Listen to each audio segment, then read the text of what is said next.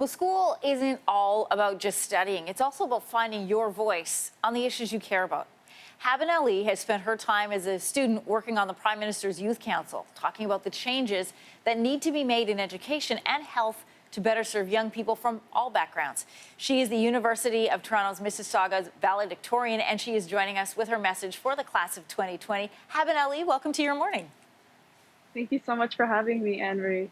How did your experiences growing up lead you down this path of involvement in government policy, especially at a young age? Absolutely, and I think it stems from very personal experiences I had when I was 14. So I myself am the daughter of Somali refugees who came to Toronto in the early 90s, and I come from a big family. I have 3 brothers and 3 sisters. So if you hear something in the back, that's probably them. And when my youngest brother was born when I was 14 in grade 9, and he spent the first 2 years of his life in sick kids hospital, and I became obsessed with science and understanding what was happening with him. Unfortunately, we were also met with healthcare professionals who were dismissive, rude, and condescending towards my parents. And this was my first memorable experience of systemic racism, specifically anti-Black racism, when we were getting care for our brother. And it pushed me to volunteer and engage with community organizations that were promoting community building and health equity.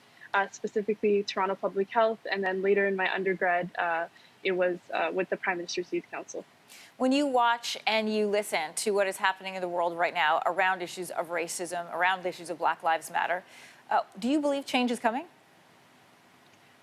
I would say I'm cautiously hopeful, but very, very happy to sort of see the discussions that are happening. Unfortunately, the reasons that those discussions are happening are not the best. And I have family across the US and Canada, and it isn't just an American issue. It definitely is a Canadian issue.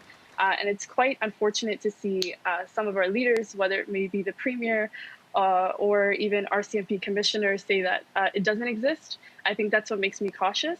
But one thing that keeps me hopeful is a quote actually by Dr. Cornel West, where he says, "Justice is what love looks like in public." And I think that's so profound, because it's our responsibility to move with integrity and sincerity and to resist racism at every turn, whether it's with our personal relationships, family, the organizations that we're part of, and the institution and leadership that we have as well. All right. Well, speaking of leadership, you are the valedictorian, and we wanted to give our viewers and everyone at home a chance to listen to the speech that you've agreed to share with us. So I'm going to give the last word to you, Habon. Thank you for being on Your Morning. Take it away with your valedictory address. Awesome. I have my notes in front of me. In the past few weeks, we have seen the world come together to stand up for racial justice. I watched the demonstrations in Canada and the US protesting the ongoing police brutality against Black people with tears in my eyes. These demonstrations for racial justice give me a lot of hope in the face of all the uncertainty and loss. Black lives matter. As graduates, we have the responsibility to contribute to social good. As we all enter this new world, I imagine that it will be peaceful, inclusive, just, and equitable. If we move towards action, that world is possible. Sometimes the circumstances and environment call on us to do life's most important work, but it's our responsibility to stand up. Wherever life takes you, the world needs your brilliant talents. Whether it may be your education, creativity, skills, or resources, we need all hands on deck to reimagine and create a better world. Congratulations, class of 2020. I'm so happy that we have reached this milestone, and I'm looking forward to celebrating with you all in person. Until then, stay safe, continue caring for each other, and make your mark on the world.